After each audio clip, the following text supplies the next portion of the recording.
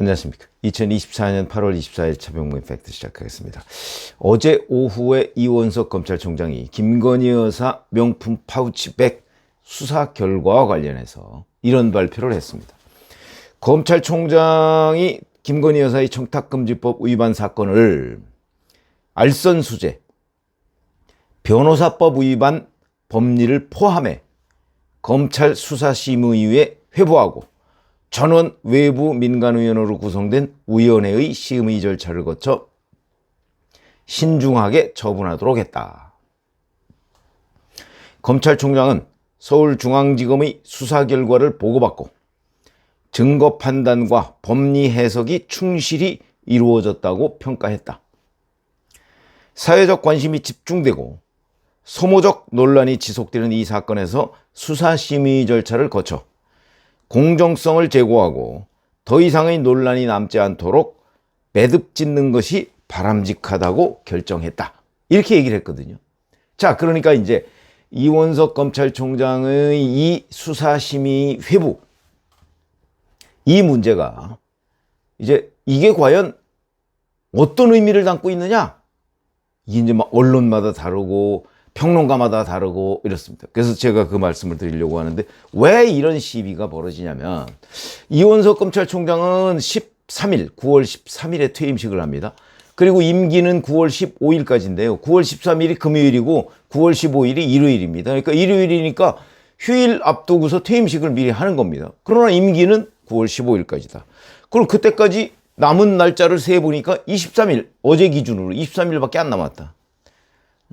근데 수사심의위원회를 보통 여는 데는 한 2주 정도 걸린다. 왜냐면 일정들을 다 잡아야 되기 때문에. 수사심의위원들의 일정을 잡아서 그게 15명 이내로 돼 있거든요. 그러니까 15명이 약속 잡으려면 2주 내에 잡는 거 쉽지 않습니다. 근데 그러니까 아무리 서두른다 해도, 통상적으로 2주지만 아무리 서두른다 해도 9월 초는 가야 될 것이다. 더군다나 이 수사심의위원회 결정은 검찰이 반드시 따라야 되는 것도 아닙니다. 그럼 결국 뭐냐 이게? 수사심의위원회라는 걸 잠시 설명을 드리면, 검찰이 이제 본인들의 수사 결과를 늘 어떻게든지 하여튼 우기든지 어떻게 하든지 하여튼 재판으로 넘기려고 한다. 이런 비판들이 있었잖아요. 통제 안 받는다 이러니까 일종의 검찰 수사에 대한 민주적 통제 방식의 일환인데, 자, 이게 수사심의위원회 결정을 무조건 따라야 된다가 아니고 따라도 되고 안 따라도 되는, 대신 규정에 보면 존중하여야 한다로 돼 있습니다. 자, 이게 뭐냐면 여기서 이제 검찰이 수사 결과를 설명을 합니다. 설명하고 이제 결정을 하는데, 그럼 수사심의위원이라는 사람은 누구냐? 법에 보면 150명 이상 300명 정도의 외부 전문가, 그러니까 각계 학계, 법조계, 언론계, 모든 각계 전문가들을 위촉을 합니다. 검찰 수사심의위원회로. 150명 이상 300명 이내. 자, 그렇게 해놓고 이 중에서 무작위로 15명을 선정을 합니다. 그러니까 이번 검찰 수사심의위원회는 이러이러한 사람 15명, 다음에는 그거 없이 또 15명. 그러니까 모집단이 150 내지 300명이 있다는 거죠. 근데 이 수사심의위원 150 내지 300명은요, 검찰총장이 위촉합니다. 자기가 어떻게 알아서 다 위촉할까요? 결국 대검에서 작업을 해서 위촉을 하는 거죠. 그래서 제가 지난 문재인 정부 때 이렇게 들여다봤더니 거기에 한겨레 신문 기자도 있고 그렇습니다. 그렇기 때문에 위촉을 해놓은 150명 이상 300명 이내 중에서 무작위로 15명을 뽑기 때문에 이게 반드시 검찰총장의 꼭두각시다 이렇게 얘기하기 어려운 상황이죠. 그러다 보니까 이제 법조계에서도 이원석 검찰총장의 이 수사심의위원회 개최를 본인 체면을 위한 거다, 이렇게 깎아내리는 사람이 있는가 하면 그게 아니고 공정성을 담보하기 위한 것이다. 오늘 중앙일보 같은 데 보도를 보면요. 검찰총장이 김건희 무혐의에 제동 걸었다. 이게 해설기사 제목입니다. 제동 걸었다고 할 수 있을까요? 논란이 엇갈리는. 그래서 이렇게 보시면 됩니다. 물론 제 의견이지만 단기적으로 보면 제동을 건 게 맞는 거죠. 김건희 여사를 무혐의 처분하겠다. 청탁금지법과 관련해서 무혐의 처분하겠다는 서울중앙지검의 보고를 받고 그 법리에는 별 문제가 없는 것 같은데 그거 말고 알선수재 뭐 이런 것도 한번 변호사법 위반 이런 것도 한번 따져봐. 근데 당신들은 지금 뭐 이미 결론을 냈으니까 수사심의위원회에서 따져볼래. 이렇게 한 거거든요. 그러니까 지금 현재 검찰의 중앙지검의 무혐의 처분을 총장이 그냥 받아들이면 무혐의 처분 이러고 끝인데 그게 아니고 수사심의위원회라는 절차를 한번 거쳐서 그 다음에 결정을 하겠다고 하니까 제동을 건 거 맞는 거죠. 당장 결론을 못 내리도록 했으니까. 자, 그런데 그건 단기적으로 그렇다고 제가 말씀드렸습니다.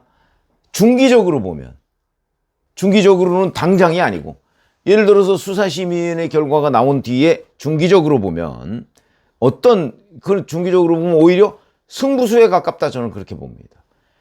절반의 승부수라는 게 아마 정확한 표현일 겁니다. 왜냐하면 이 결정이 최종적인 게 아니니까. 왜? 그 다음에 여론이 또 남아있지 않습니까? 이렇게 만약에 이렇게 보시면 됩니다. 검찰총장이 그대로 받아들이면서 무혐의 처분을 했다. 여론이 악영향 여론이 뭐 굉장히 부정적으로 나올 거고요. 지난번 제3의 장소 조사에 여전히 그랬죠. 야당이 반발할 거고 결국 야당이 특검을 요구할 거고 지금 현재의 여론을 보면 아마 특검 여론이 훨씬 더 많을 겁니다. 이대로 가면 그러니까 이원석 검찰총장도 이대로 가서는 안 된다고 판단을 한 것으로 보입니다. 그러니까 이대로 그냥 무혐의 처분하면 이거는 문제의 해결이 아니라 오히려 상황을 악화시킨 것이다. 이런 게 되는 거죠. 그래서 이제 이원석 검찰총장이 이대로 가면 안 되겠다. 그러니까 수사심의라도 거치자. 여기에서 알선수재, 변호사법 위반 이런 것까지 다 포함해서 한번 보자. 알선수재라는 거는 공무원의 직무에 관한 그 일을 알선해 주려고 금품을 받는 경우 그게 알선수재고요. 변호사법 위반은 공무원 일에 대해서 여기도 비슷한 거죠. 청탁 알선한다는 명목으로 금품을 받은 경우.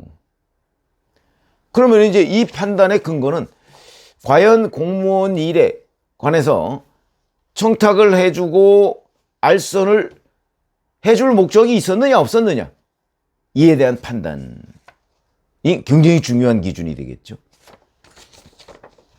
만약에 수사심의위원회 결정이 검찰의 무혐의 처분, 청탁금지법 무혐의 처분이 합당하고 그 다음에 변호사법 위반, 알선수재 이것도 실제 청탁이 있었다고 보기 어렵다. 왜 그러냐면 된 일이 아무것도 없기 때문에. 그리고 본인도 최재형 목사라는 사람 본인도 청탁이 아니라고 주장하고 있고. 그래서 뭔가를 이게 처음부터 청탁하고 알선한다는 목적은 아닌 것으로 보인다. 만약에 수사심의위원회에서 이렇게 결정을 한다고 하면 아마 검찰은 그 얘기를 그냥 따를 겁니다. 존중하기도 하고 그대로 따를 가능성이 높습니다. 그럼 수사심의위원회의 결정대로 처분이 되는 거죠. 검찰의 수사 결과대로 처분이 되는 게 아니고 수사심의위원회의 결정을 존중해서 검찰이 무혐의 처분을 하는 겁니다. 이렇게 되면 한 단계를 더 거쳤기 때문에 검찰의 명분이 강화되죠. 이원석 검찰총장이 수심위를 열자 한 거는 이런 의미가 포함되어 있다고 봅니다. 그러나 여기까지면 그러면 뭐 결국 장식품 아니야?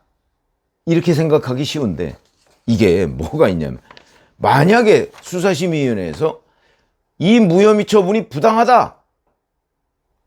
그래서 뭐 재수사나 아니면 뭐 다른 방식의 뭐 기소 뭐 이런 의견으로 나왔다. 응? 이렇게 되면 이제 뭐 법률적으로야 뭐 검찰이 뭐 존중만 하면 되니까 안 따라도 됩니다. 그러나 과연 이렇게 됐을 때 이게 검찰의 어마어마한 부담으로 다가올 것이다. 정치적으로는 새로운 불씨가 된다. 겁 봐라. 수사심의위원들도 이거 이렇게 문제가 있다고 하지 않아. 이런 얘기가 됩니다. 근데 아무리 검찰총장이 150명 이상 300명 이내에서 임명한 수사심의위원이라 할지라도 그중에 15명을 무작위로 추천했는데 다수가 뭐라고 판단할 것인지 자신할 수는 없습니다. 저는 뭐 검찰총장이 임명했기 때문에 검찰총장이 뭐 자기 뜻과 완벽하게 아마 반대되는 의사를 밝힐 것이다 라는 사람은 임명 안 했을 수가 있다. 위촉 안 했을 수가 있다. 그러나 숫자가 워낙 150명, 300명 이렇게 되면요. 그중에 15명 뽑으면 어떤 사람들이 어떻게 될지 본인이 아무리 과거에 저 사람은 내 뜻에 어긋나지 않을 거야 라고 판단을 했다고 해서 그대로 되리란 법 없습니다. 그래서 이게 승부수가 될 수 있다는 거예요. 근데 왜 제가 절반의 승부수라고 했느냐? 이렇게 해서 수심위가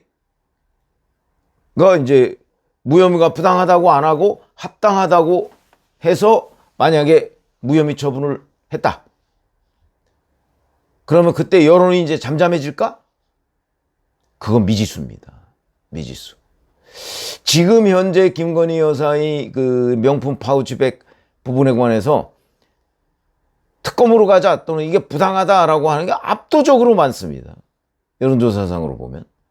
최근 거는 없지만 한 2달여 전 뭐 굉장히 많습니다. 압도적으로는 없습니다. 그러면 이게 이제 완화가 돼야 되는데 수사심의위원회의 결정에 따라서 완화될 수도 있고 악화될 수도 있거든요. 악화될 가능성도 있습니다. 수사심의위원회 국민들의 눈높이에서 결정을 할 수도 있거든요.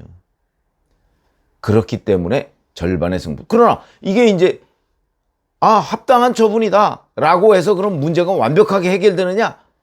그렇지는 않습니다. 얼마나 완화되느냐에 따라서 제가 알기로는 한 70% 정도가 가까이가 김건희 여사 이 명품 파우치백에 대해서 특검을 가야 된다 내지는 부당하다고 생각을 하고 있는 것으로 그 조사가 돼 있는데 이게 한 60 정도로 내려왔다. 그래도 부담입니다.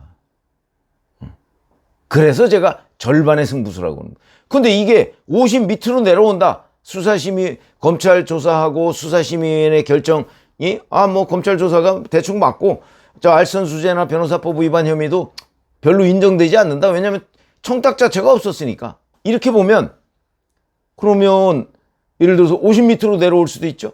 아마 그 정도가 내려오면 이제 승부수가 먹힌 것이라고 볼 수가 있겠다. 이런 겁니다.